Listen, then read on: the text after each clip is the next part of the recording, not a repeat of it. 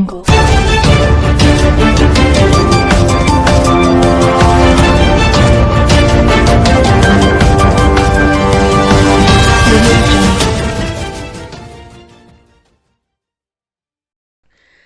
वालेकुम। Asia 41 news के साथ मैं हूं आपकी मेज़बान मुतरबा यूसुफ।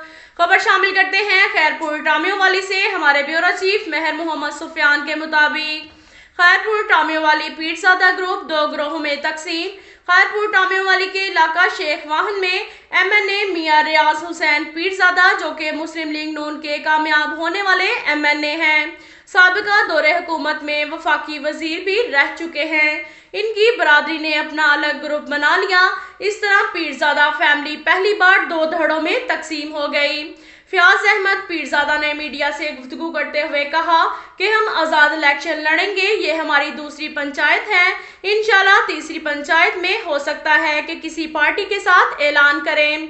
पीरज़ादा फैमिली के शेख वाहन मियां रियाज पीरज़ादा का आबाई गांव, जिसमें 150 घराने हैं, जिनमें से 50 घराने मेरे साथ हैं।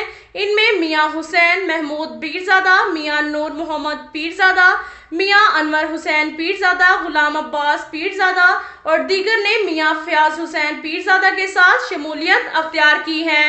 अब तक के लिए इतना ही काफ़ी है। मिलते हैं अगले बुलेटिन में। हमारे साथ रहिएगा। अल्लाह हाफिज।